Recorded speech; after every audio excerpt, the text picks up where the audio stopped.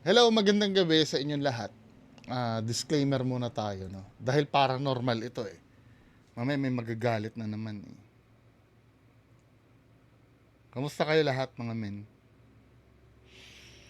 So, magandang gabi sa inyong lahat. Shoutout, mabilis ang shoutout lang ha. Shoutout Sir Chester Del Carmen, Sir Arsenio Balester, Sir Nathaniel Pareñas, Sir Hermil or Jermil Asis, Sir Bernard Ferrer C, Sir C. Merck, Johan Lazaro po, hello, Ma'am Thelma Adea, Japs, hello Mina, hello po, Ma'am Thelma Adea, asawa yata nito ni Sir Simon Adea, hello po, Sir Japs, hello Mina, Sir Rod Montes, hello, J. Ambat, hello, Ma'am or Sir Kimi Tahara, Sir Leiza Marky or Ma'am Leiza Marky, Sir Bernard Kenneth, Suerte Felipe,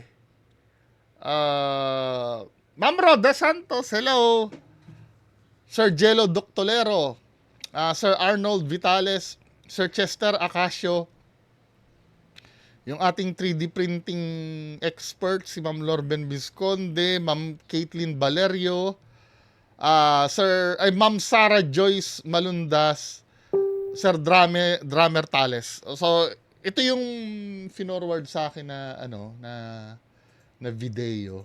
Nasaan na yung video na yun? Ito ay galing kay Kanokma TV. Kanokma TV. So, ito yung video, no? May duwende daw sa farm. Ano sa tingin natin? Eto, tignan nyo. Ayan. Ano masasabi nyo dyan? Sa CCTV yan, oh. Oh. Maglalakad talaga, oh. Halos 1 oras to. 2 oras mahigit. 2 oras mahigit. Ayan, oh. 2 oras mahigit. Pinalis yan din ng Maglalaro-laro siya, oh.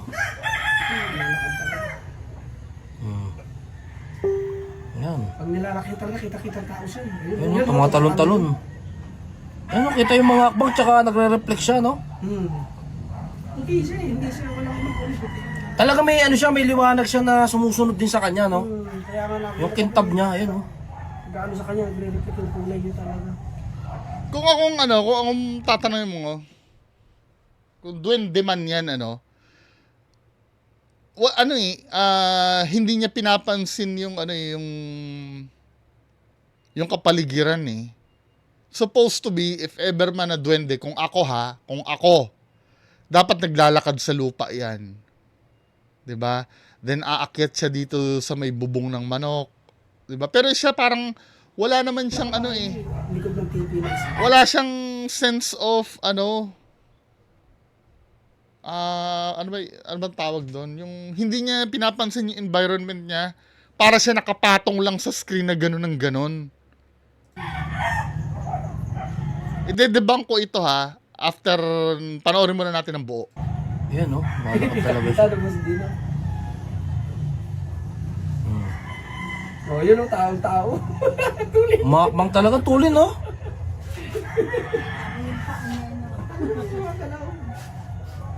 Oh, yan oh. Diyan yung nalakihan mo, basta lalo yung kita lalo. Ayan oh. Dito yung hakbang, ayan, oh. Mas maano pala yung yung cellphone talaga, iba talaga pag...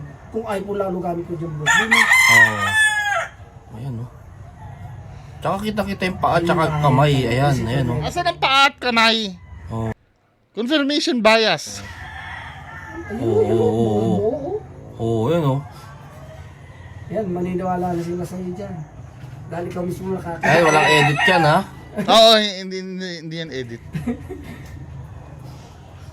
Yung nire-reflect yung buong... Hindi, tsaka yung, yung delay nung ilaw, talagang, yung ulo, eh, no? Kita. Oh, yung katawan. niya. Oo, ayan, oh. Ayun, buong-buong dyan. Taong mata lang. Liit Yan lang. o, naglalakad talaga yan dyan. Hindi. Kasi kung ako, granting no, totoong duwende to, anong yan, paikot-ikot siya para siyang natataiba yung duwende mo or inuulit ko ha, wait lang ha, wait. Baka mamaya sabihin niyo na naman hindi ako naniniwala sa duwende. Kapag tinanong niyo ako, naniniwala ka ba sa duwende? Hindi ko po alam. Hindi ko alam. Malay mo totoo, malay mo hindi. Pero ang nire-reactan kasi natin dito yung video. Yung video nire-react kung totoo bang duwende ito o hindi. 'Di ba?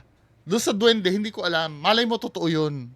Kasi marami nagkikwento no na totoo daw ang duwende. Malay mo totoo. Kaya lang yung proof, wala pa tayong makita.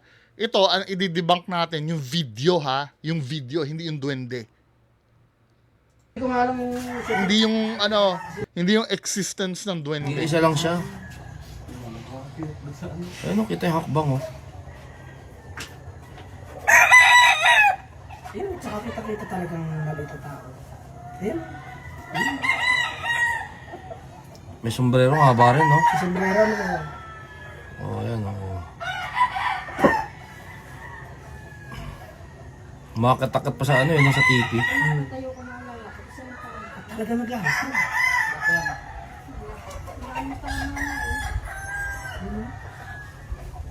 Okay, doon nagtatapos yung video, no? Ang pang-debunk ko dito, may episode ang KMJS, same din na ganyan, yung pangyayari. Ang title na itong video na to, nakakuha din sa, tandaan nyo ha, same lang ang camera na ginamit, CCTV din. 'Di ba? Resto bar sa Camarines Sur. Lumakas ang kita dahil daw sa duwende. So ito naman yung footage nun. Kung makikita nyo dito, ng madaling araw. same na same din, ganun na ganun din. Ayan o, ganyan din ang kuha ng duwende. Ayan o. Diba, may duwende. Di umano, ang kaibigan nilang duwende na caught on camera. Diba, ganyan din. Ganyan din ang same na same ang kuha. Duwende. Mapapansin sa video na parang may kung anong maliit na nilalang na palakad-lakad. Diba? Same na same dito sa nakuhanan. Dito sa video na nagva-viral ngayon. Same characteristic. Diba? Ganyan na ganyan din yun, no? Kung lalo gamit ko dyan, bro. Yun, Oh. O, diba? Ganyan na ganyan din. Parang maliwanag din. Dali lang ha. Ayusin natin. Diba? Ganyan na ganyan din. Same characteristic. Kung ako, ang tatanungin mo, napanood ko to pero nakalimutan ko na yung hatol ng expert. Sa pagkakaalam ko, ito ay sapot eh. Sapot na malapit sa camera. Na, di ba yung sapot shiny yun? Na natatamaan siya ng ilaw na pag ganun-ganun siya. Kaya kung napapansin mo yung movement pag ganun-ganun, or pwede siyang insekto na malapit sa lens ng camera. Hanap tayo ng pwedeng Kasi, pag malapit na sa lens ng camera, ito ha, makita nyo, tali ito ng face mask eh. Pag ilalapit ito sa lens ng camera, dito sa maraming nagtatanong ano daw yung camera ko. Ang camera ko ay Kio Pro Ultra, Razer Kio Pro Ultra. 1 inch kasi yung sensor nito kaya malinaw eh. Pag nilapit mo yan, magiging transparent yan eh. Hindi mo malalaman kung ano yan. 'Di ba? Ito nga parang itim na multo eh. Pero pagka malayo, alam mong ano ng tali. Lalo na pag yung mga maliliit na, ito. Headphone yung jack ng headphone. Pag nilapit mo sa camera, magiging transparent yan eh, na hindi mo, lalo na yung yung sapot. Tandaan nyo ha, itong camera ko kasi malinaw pa to, ang CCTV kasi malabo. Dahil sa compression, yung compression para makatipid ng space. So, anong explanation ng expert din eh? Sa sumunod na linggo, ang sinasabing duwende, sumampa naman sa upuan Hindi at eh. lamesa. Hindi siya sumampa eh. Nasa ibabaw siya eh. Walang logic yung pag ganun niya eh. Parang naka-hover lang siya eh. At parang lumipad pa. Lumilipad pa. Now, ang theory ko dito, it's either ano eh, tas yan, nag-invite na sila ng mga albularyo. At ng Diyos Espiritu Santo. Ang isa sa kanila, sinapian daw ng duwende. Pumasok ka sa katawan ng medyum. Nakausap ka namin.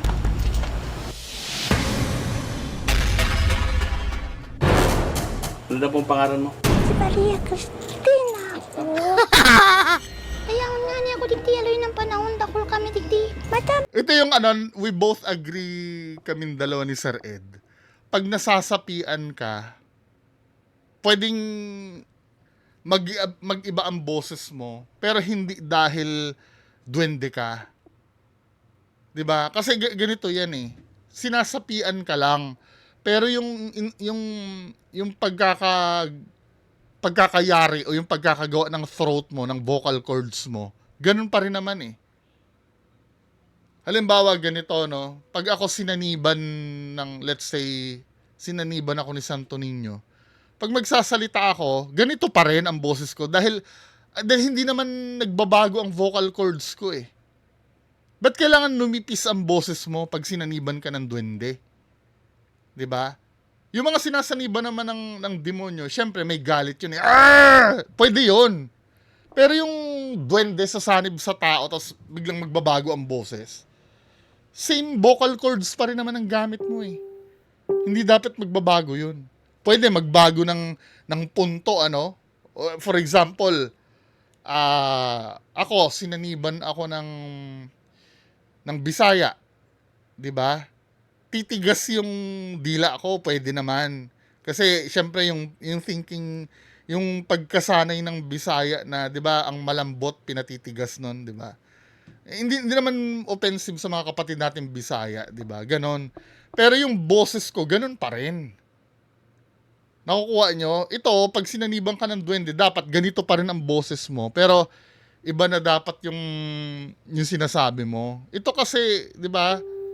Hindi naman nagbago yung ano mo niyan eh.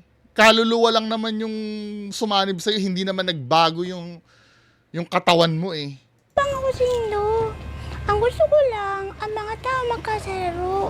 Gusto ko lang ko maayos lang digdiyo ang mga taong malaog. Habaw ko Kasi magkaisa daw yung mga tao, masyadong generic naman. O doon tayo sa explanation ng ano ng expert. Ako bet ko dito sapot or ano eh, insekto eh. Yan o, meron pa kang ganyan eh oh. Ipinakita namin ang mga kuha ng CCTV sa isang video expert. The video looks as if it wasn't edited or tampered in any way. Pero nung sinuri ito, Parang agyo lang siya na Diba? gumagalaw. Sapot eh. Naaano ng hangin eh. Ito sa amin, minsan may nakikita kami na nagsiswing na ganun. Tapos considering nga na nighttime pa siya na kinunan, pag nag-switch na kasi yung mga CCTV cameras natin into infrared, maraming pwedeng makuha siya na hindi natin nakikita sa normal eye. Pwedeng insekto na gumaganon lang. Kasi nung kinabukasan, tinignan namin talagang malinis yung sa harap ng camera. Hindi sana binidyo. Hindi.